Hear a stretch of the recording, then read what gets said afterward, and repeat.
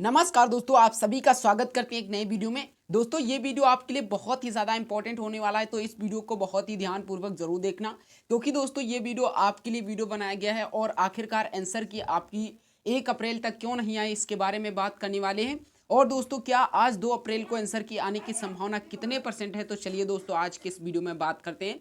और दोस्तों, आपकी कट ऑफ इस बार क्या रहने वाली है, इसके बारे में ज़रूर बात करेंगे। फिजिकल कब तक होगा और आपके कितने मार्क्स बढ़ सकते हैं, यानी कि सब कुछ दोस्तों इस वीडियो में बताया जाएगा। आप BSF, CISF, CRPF, SSB, SSF, ITBP and Assam rifle की पोस्ट, इनमें से कोई पोस्ट पाना चाहते हैं तो आखिरकार उसकी कट ऑफ कितनी जा सकती है, आज के इस वीडियो में दोस्तों बात करने वाले हैं। तो वीडियो को ध्यानपूर्वक और दोस्तों एंड जरूर देखना। दोस्तों, अगर वीडियो पसंद आए तो वीडियो को जरूर लाइक कर लीजिएगा, और यदि आप हमारे चैनल पर नए हैं तो चैनल को एक बार जरूर सब्सक्राइब कर लीजिए, क्योंकि यहाँ पर एसएससी जीडी की हर एक अपडेट को सबसे पहले बताया जाता है। और वीडियो को दोस्तों अपने साथियों के पास जरूर शेयर कर दीजिएगा। तो चलिए दोस्तों वीडियो को स्टार्ट कर देते हैं। दोस्तों 2 अप्रैल यानी कि आज आपको बताएंगे कि कितने परसेंट है चांस। दोस्तों आपको बता देते हैं कि 30 मार्च को आपका एग्जाम हुआ, फिर 31 मार्च, फिर 1 मार्च एंड आज 2 मार्च, फाइनली 2 अप्रैल दोस्तों है। ठीक है, ये 1 अप्रैल एंड 2 अप्रैल। आज दोस्तों 2 अप्रैल है, और दोस्तों कहा जाता है कि 5 अप्रैल से पहले आपकी आंसर की आ जाएगी। तो इस हिसाब से देखा जाए तो आज भी दोस्तों आपकी आंसर की आ सकती है। लेकिन बहुत सारे बच्चों को यहाँ पर विश्वास नहीं होगा कि क्या रियली में आज आंसर की आ जाएगी। तो दोस्तों आपको बताना चाहते हैं कि 5 तारीख से पहले आपके आंसर की 100% डिक्लेयर कर दी जाएगी। 5 तारीख से पहले, ठीक है, 5 तारीख से पहले आपकी 100% डिक्लेयर कर दी जाएगी। और 5 तारीख में ही 2 तारीख आती है, तो याद रखना आज भी आपके आंसर की क्या कर दी सकती है, जारी की जा सकती है। लेकिन दोस्तों बहुत सारे बच्चे आंसर की के बारे में फिजिकल नहीं कर रहे हैं, तो वो बहुत बड़ी मिस्टेक कर रहे हैं और बहुत बड़ा उनको आगे चलकर परेशानी होगी, क्योंकि आप फिजिकल नहीं करोगे तो जो बंदा फिजिकल कर रहा है वो तो आपसे आगे ही रहेगा। तो मेरी आपसे यही सलाह है कि आप लोग फिजिकल करिए। आप फिजिकल एकेडमी जाइए या फिर नहीं जाइए, घर पर ही करिए, क्योंकि बहुत सारे बच्चों ने सेल्फ से ही क्या कर दिया है, इसको क्रैक कर दिया है। तो यहाँ पर बहुत बड़ी दिक्कत यही होगी कि आप लोग इस समय यदि आंसर की के बारे में पढ़ जाते हो और आप फिजिकल की तैयारी नहीं करते हो, तो 100% आपको फेलियर का सामना करना पड़ सकता है। तो मेरी यही सजेशन रहती है कि आप लोग फिजिकल की तैयारी ज़रूर करिएगा। और आपके आंसर की आज आ सकती है, ये मैं श्योरली नहीं कहूँगा कि 100% आ जाएगी, लेकिन दोस्तों आज आपके आंसर की आने की संभावना है, क्योंकि 5 तारीख से पहले आपकी फाइनल जो आंसर की है वो दोस्तों डिक्लेयर कर दी जाएगी। और आंसर की आने के बाद आपको ज़्यादा समय नहीं मिलेगा फिजिकल के लिए, क्योंकि आंसर की आने के बाद कुछ ही देर में या कुछ ही दिनों में क्या कर देगी, एसएससी फिजिकल की डेट घोषित कर देगी। और घोषित जैसे ही कर देगी तब आप समझ लीजिए कि आपको ज़्यादा समय नहीं मिलेगा। और ये वैकेंसी दोस्तों जब से पेपर हुआ है, और ये 5 महीने में कंप्लीट भी होनी है, ठीक है, यानी कि फरवरी में पेपर हुआ, तो आप समझ सकते हो कि 5 महीने में यानी कि अगस्त से पहले इसका फाइनल रिजल्ट भी आना है। तो यहाँ पर ये जो प्रोसेस होगा बहुत ही जल्दी जल्दी होगा। तो आप लोग भी जल्दी जल्दी अपने फिजिकल की तैयारी कर लो, अदरवाइज मैंने पहले ही बताया आपको फेलियर का सामना करना पड़ सकता है। अब दोस्तों बात करते हैं कि क्या नंबर बढ़ेंगे या फिर नहीं बढ़ेंगे इस बार। तो दोस्तों आपको बताना चाहते हैं कि नंबर दोस्तों 100% बढ़ेंगे। और कितने बढ़ेंगे, 10 मार्क्स भी किसी बच्चे के इंक्रीज हो सकते हैं, ठीक है, 15 मार्क्स भी इंक्रीज हो सकते हैं, 20 मार्क्स भी इंक्रीज हो सकते हैं, 25 मार्क्स भी इंक्रीज हो सकते हैं, 21 मार्क्स हो सकते हैं, 22 हो सकते हैं, 2 हो सकते हैं, 3 हो सकते हैं, 8 हो सकते हैं, 5 हो सकते हैं, 4 हो सकते हैं, 1 हो सकता है, 0 पॉइंट में भी मार्क्स इंक्रीज हो सकते हैं। यानी कि 25 तक जो कि एक नंबर है, उससे नीचे किसी भी नंबर पर आपका जो नॉर्मलाइजेशन बढ़ सकता है। तो यहाँ पर नॉर्मलाइजेशन बहुत ही अच्छा मिलता है, और बहुत सारे बच्चों का नॉर्मलाइजेशन के आधार पर ही सिलेक्शन हो जाता है। अब कैसे हो जाता है, चलिए आपको हम बताते हैं। मान लीजिए आपके मार्क्स हैं 100, ठीक है, 100 मार्क्स आपके हैं, और आप लो कट ऑफ या फिर मीडियम कट ऑफ वाले स्टेट से बिलोंग करते हो। हाई कट ऑफ वाले स्टेट में तो आपका सिलेक्शन नहीं होगा, क्योंकि उतने ज़्यादा मार्क्स बढ़ेंगे नहीं। लेकिन यदि आप low cut off and medium cut off वाले स्टेट से बिलोंग कर रहे हो और आपके 100 मार्क्स हैं, ठीक है, और आपकी कट ऑफ 110 जा रही या फिर 115 जा रही। अब दोस्तों यदि आपके 20 मार्क्स इंक्रीज हो गए, तो आपका कितना मार्क्स हो जाएगा, 120। पहले आपकी संभावना कुछ भी नहीं थी कि आपका सिलेक्शन हो जाएगा, लेकिन नॉर्मलाइजेशन के आधार पर आपका 100% सिलेक्शन हो गया। तो यहाँ पर नॉर्मलाइजेशन जो होता है वो बहुत ज़्यादा मायने करता है आपके सिलेक्शन में या फिर ना सिलेक्शन में। ना सिलेक्शन में कैसे, अब मान लीजिए आपके 100 मार्क्स थे और किसी बच्चे के दूसरे के भी 100 मार्क्स थे, आपके 5 मार्क्स क्या हो गए, कम हो गए, कितने हो गए, 95। इसके 5 मार्क्स बढ़ गए, इसके क्या हो गए, 105। तो यहाँ पर देख लीजिए डिफरेंस कितने का हो गया, डिफरेंट यहाँ पर 10 मार्क्स का हो गया। तो 10 मार्क्स से आप इस बच्चे से क्या हो गए, पीछे आगे हो गए, और ये बच्चा क्या हो गया, पीछे हो गया। तो यहाँ पर क्या होगा, यहाँ पर इस बच्चे की जो संभावना है वो बहुत ज़्यादा होगी और इस बच्चे की संभावना बहुत कम होगी।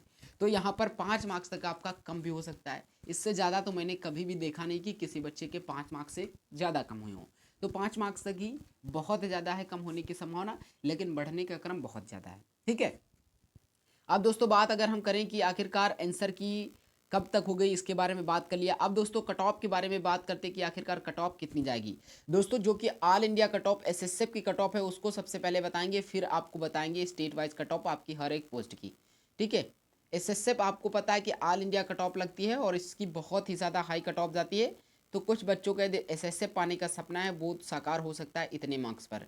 ईडब्ल्यूएस, एससी एंड एसटी, देखिए यदि आप यूआर कैंडिडेट हो और इस बार सिलेक्शन पाना चाहते हो तो कम से कम 150 आपके मार्क्स होने चाहिए, यानी कि 160 में 150 आपके मार्क्स होने ही चाहिए।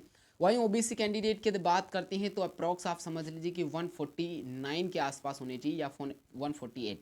ईडब्ल्यूएस भी 149 ही हम कहेंगे कि इनके भी इतने ही मार्क्स होने चाहिए। इस बार सिलेक्शन पाने का जो प्रोसेस होगा वो इतने मार्क्स तक चला जाएगा। और यदि आप फीमेल हो तो आप मार्क्स कम कर लीजिए, 4 मार्क्स कम कर लीजिए, इससे ज़्यादा आपकी भी कट ऑफ नहीं जाएगी। एससी कैंडिडेट की बात करते हैं तो अप्रॉक्सली अगर आप बात करें तो 145, ठीक है, और एसटी कैंडिडेट 142 के आसपास ही देखने को मिल सकती है। और एसटी कैंडिडेट की कम भी होंगी 1-2 मार्क्स, तब भी इनका सिलेक्शन होने की फुल संभावना है इस बार। तो दोस्तों इस बार इतनी आपकी कट ऑफ जा सकती है, ठीक है, इतनी आपकी कट ऑफ देखने को मिल सकती है। तो यदि आप एसएसएफ पाना चाहते हैं तो आपके इतने मार्क्स होने ही चाहिए। अदरवाइज अगर बात करते हैं अलग पोस्टों की, तो जैसे कि आप ये हाई कट ऑफ वाले जोन में बिलोंग कर रहे हैं तो यहाँ की देखिए हर एक पोस्ट की अलग कट ऑफ जाएगी। उत्तर प्रदेश की, बिहार की, राजस्थान की, मध्य प्रदेश की, दिल्ली की, हरियाणा की, उत्तराखंड की, इन सभी की कट ऑफ अलग अलग जाएगी हर एक पोस्ट की। ठीक है, तो यहाँ पर अगर पोस्ट वाइज हम बात करें तो शायद आपको उतनी सटीक हम ना बता पाएँ जितनी सटीक आप अपेक्षा कर रहे हैं हमसे।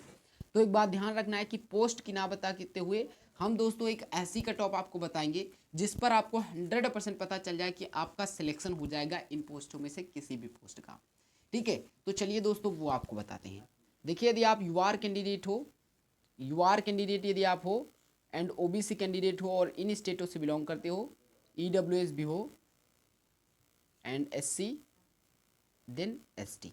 ठीक है, यहाँ पर देखिए यदि आप यूआर कैंडिडेट हो और इन स्टेटों से बिलोंग करते हो 135, ओबीसी एंड ईडब्ल्यूएस की यदि बात करते हैं कि कितनी कट ऑफ जा सकती है, तो देखिए यहाँ पर ओबीसी एंड ईडब्ल्यूएस कैंडिडेट की 134 ही समझिएगा।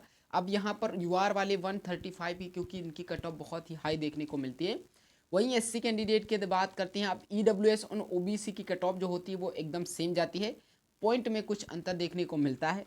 तो यहाँ पर उस अंतर को ना बताते हुए हम दोस्तों आपकी एग्जैक्ट कट ऑफ बता रहे हैं, ताकि यदि आप इनमें से कोई भी कट ऑफ क्लियर कर जाओ तो आपका 100% सिलेक्शन हो जाए। ओके, तो आगे बढ़ते हैं। एससी कैंडिडेट की बात करते हैं तो 126 के अबव ही 1-2 मार्क्स होने चाहिए, या फिर 126 होते हैं तब भी आपका सिलेक्शन हो जाएगा। वहीं एसटी कैंडिडेट की बात करते हैं तो 120 के अप्रॉक्स इनके मार्क्स होने चाहिए। तो इन स्टेट से यदि आप बिलोंग कर रहे थे तो इतना मार्क्स आपका होना चाहिए। देखिए कुछ स्टेट की इसमें से भी कम जाएगी और कुछ स्टेट की इसमें से भी हाई जाएगी। तो यहाँ पर इतने यदि आपके मार्क्स बन जाते हैं तो 100% आप किसी भी स्टेट से इनमें से बिलोंग कर रहे हो आपका सिलेक्शन हो जाएगा। ओके, तो चलिए आगे बढ़ते हैं। और यदि आप मीडियम कट ऑफ वाले जोन में बिलोंग कर रहे हैं जैसे कि पंजाब, मणिपुर, उड़ीसा, केरला, हिमाचल प्रदेश, वेस्ट बंगाल, छत्तीसगढ़, महाराष्ट्र, झारखंड, इन स्टेटों से यदि आप बिलोंग कर रहे हो, ये मीडियम कट ऑफ वाले स्टेट होते हैं, तो इनकी आखिरकार कट ऑफ कितनी जा सकती है, चलिए दोस्तों आपको हम बताते हैं। और इनकी उतनी ज़्यादा नहीं जाती है जितनी हमने आपको पिछले कुछ स्टेटों की कट ऑफ बताई है। यहाँ पर जो आपको देखने को मिलेगी, यूआर कैंडिडेट की कट ऑफ, ओबीसी कैंडिडेट की कट ऑफ, एससी कैंडिडेट की कट ऑफ और एसटी कैंडिडेट और ईडब्ल्यूएस कैंडिडेट। ठीक है, ईडब्ल्यूएस, तो यहाँ पर इन स्टेटों की कितनी, मतलब इन स्टेटों में कितनी कट ऑफ जा सकती है हर एक कैटेगरी की। तो यहाँ पर हम आप बात करते हैं यूआर वालों की, तो 110 एक ऐसा स्कोर है जिस पर आपको 100% एनी पोस्ट इस बार मिल सकती है। वहीं ओबीसी कैंडिडेट की बात करते हैं तो अप्रॉक्सली अगर आप 108, ठीक है, तो मार्क्स आपका सिलेक्शन हो सकता है। 1-2 मार्क्स इधर उधर हो जाएंगे, उतनी ज़्यादा एक्सपेक्टेड जब कट ऑफ बताई जाती है तो 100% एक या कम मार्क्स हो जाता है या फिर 1 मार्क्स ज़्यादा हो जाता है। वहीं एसटी कैंडिडेट की बात करते हैं 105 यानी कि 105। वहीं एसटी कैंडिडेट की 100 मार्क्स। वही ईडब्ल्यूएस कैंडिडेट की 108। ये यहाँ पर ईडब्ल्यूएस एंड ओबीसी कैंडिडेट की सेम कट ऑफ ही हम आपको बताएंगे, क्योंकि अप्रॉक्स इनकी सेम कट ऑफ ही देखने को मिलती है। यदि दोस्तों आप इन स्टेटों से बिलोंग कर रहे थे तो आपके इतने यदि मार्क्स बन जाते हैं तो आपका 100% एनी पोस्ट में सिलेक्शन हो जाएगा। ठीक है, यानी कि सबसे लोएस्ट कट ऑफ बता रहे हैं। अगर आपको आपकी हम कह सकते हैं मनपसंद पोस्ट पाना चाहे एसएसएफ को छोड़कर, तो आपको इससे ज़्यादा का स्कोर करना ही पड़ेगा। ठीक है, तो चलिए आगे बढ़ते हैं और अब बात करते हैं लो कट ऑफ वाले स्टेट के बारे में, जैसे कि मिजोरम, नागालैंड, मेघालय, कर्नाटक, गुजरात, जम्मू कश्मीर, असम एंड तमिलनाडु। तो ये लो कट ऑफ वाले स्टेट हैं। ठीक है, ये लो कट ऑफ वाले स्टेट हैं। इनकी आखिरकार कट ऑफ आपको कितनी देखने को मिलेगी, तो चलिए आपको बताते हैं। दोस्तों यदि आप इन स्टेटों से बिलोंग कर रहे थे और आपका जो सिलेक्शन पाने का सपना है वो साकार होगा कितने मार्क्स पर, यदि आप यूआर कैंडिडेट हो, ओबीसी हो, ईडब्ल्यूएस हो, एससी हो एंड एसटी हो। ठीक है, तो इन स्टेटों से यदि आप बिलोंग कर रहे थे, इन कैटेगरी से किसी भी कैटेगरी से बिलोंग कर रहे थे, तो आपके कितने मार्क्स होने चाहिए, आपके मार्क्स होने चाहिए 95 के अप्रॉक्स।